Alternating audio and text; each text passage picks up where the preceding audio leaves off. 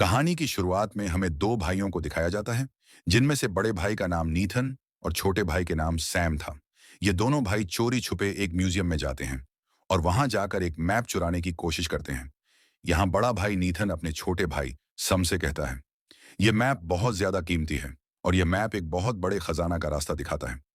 यह कहकर बड़ा भाई फ्रेम को खोलकर मैप चुराने ही वाला होता है कि तभी वहां पीछे से गार्ड आ जाते हैं और वह इन दोनों भाइयों को पकड़कर एक अनाथ आश्रम में ले जाते हैं। दरअसल इन दोनों के पेरेंट्स नहीं थे और ये दोनों शुरू से ही अनाथ आश्रम में रहा करते थे। पुलिस उसे अनाथ आश्रम के हेड से कहते हैं। ये दोनों म्यूजियम से चोरी करते हुए पकड़े गए। ये सुनकर वह लेडी बहुत ज्यादा गुस्सा हो जाती है, क्योंकि इन दोनों भाइयों का यह पहली बार नहीं था। वह दोनों भाई पहले भी कई बार उसे मैप को चोरी करते हुए पकड़े गए थे। इसलिए वह लेडी इनके बार बार चोरी करने की आदत से तंग आकर पुलिस ऑफिसर से कहती है कि सैम अभी छोटा है, इसलिए आप सैम को छोड़कर को नीथन अपने साथ जेल ले जाओ, क्योंकि बार बार समझाने के बावजूद भी नीथन चोरी करना नहीं छोड़ता। अब यहाँ नीथन जेल नहीं जाना चाहता था, इसलिए वह यहाँ से भागने का डिसाइड करता है। तब वह अपने सामान को पैक करने के बहाने अपने रूम में जाता है। वह अपना सामान पैक करके यहाँ से भागने ही वाला होता है कि तभी पीछे से उसका छोटा भाई सैम आ जाता है। सैम अपने बड़े भाई से कहता है कि तुम मुझे छोड़कर जा रहे हो, मैं तुम्हारे बिना नहीं रह सकता। यह सुनकर सैम का बड़ा भाई सैम के पास आता है और उसे कहता है कि मैं खुद को पुलिस के हवाले नहीं करना चाहता। तुम जानते हो, हम दोनों एक पायरेट फैमिली से बिलोंग करते हैं, इसलिए मुझे वह खजाना हर हाल में ढूंढना होगा। जाने से पहले सैम का बड़ा भाई सैम को एक लेटर और एक लाइटर देता है और कहता है कि मैं वापस जरूर आऊंगा। तब सैम अपने बड़े भाई के जाने के बाद जब वह लाइटर खोलता है तो वह देखता है कि लेटर पूरा खाली है, उसमें कुछ भी लिखा नहीं होता। लेकिन जब सैम उसे लाइटर को पेपर के नीचे जलता है, तब उसे लेटर में लिखाई नजर आने लगती है। उसे लेटर में यह लिखा था कि याद रखना, हम लोग पायलट्स यानी समुद्री लुटेरों के फैमिली से बिलोंग करते हैं। इसके बाद सीन शिफ्ट होता है और हमें 15 साल बाद का सीन शुरू होता है। सैम अब जवान हो चुका है, लेकिन उसकी आंखों में आज भी वही दर्द है जो उस दिन था जब उसका बड़ा भाई नीथन उसे अकेला छोड़कर चला गया था। सैम अब एक बार में काम करता है। बाहर से वह मजबूत दिखता है, लेकिन अंदर से पूरी तरह टूटा हुआ है। हर रात काम खत्म होने के बाद वह वही पुराना लेटर निकालता है जिसे नीथन छोड़कर गया था। आग से लिखे हुए शब्द आज भी उसे याद दिलाते हैं कि वह किसी आम परिवार से नहीं, बल्कि पायरेट्स यानी समुद्री लुटेरों की फैमिली से है। एक रात बार में कुछ गुंडे सैम से झगड़ा करने लगते हैं। हालात इतने बिगड़ जाते हैं कि हाथापाई शुरू हो जाती है। सैम अकेले ही सबको हरा देता है। यह सब एक कोने में बैठा हुआ एक आदमी ध्यान से देख रहा होता है। उस आदमी का नाम था विक्टर सुलिवन। बार बंद होने के बाद विक्टर सैम के पास आता है और उससे दोस्ती करने की कोशिश करता है। कुछ देर की बातचीत के बाद विक्टर अचानक सैम से पूछता है, नीथन ड्रेक तुम्हारा क्या लगता है? यह सुनते ही सैम सन्न रह जाता है। विक्टर उसे बताता है कि वह नीथन के साथ कई सालों तक खजाने की तलाश कर चुका है। नीथन ने आखिरी बार उससे कहा था कि अगर वह कभी वापस ना आए तो सैम को ढूंढना। यहां से सैम को यकीन हो जाता है कि उसका भाई मरा नहीं है। सैम फैसला करता है कि वह नीथन का सपना पूरा करेगा और उस खजाने को ढूंढकर रहेगा।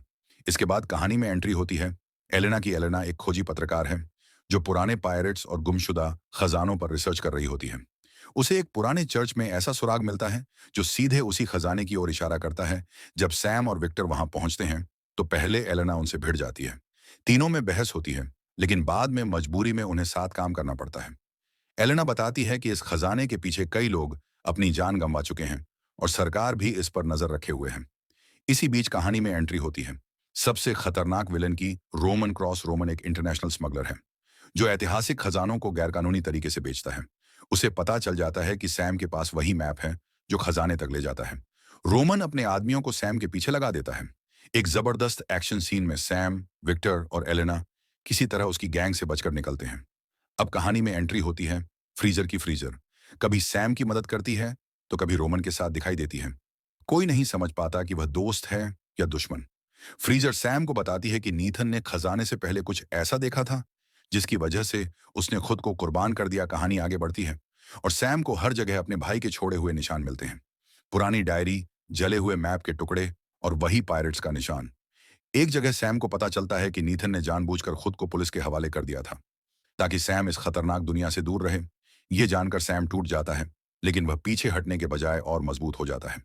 आखिरकार सभी सुराग मिलकर एक ही जगह की ओर इशारा करते हैं, समुद्र के बीच छुपा हुआ वह पायरेट शिप जिसमें सदियों पुराना खजाना छुपा हुआ था।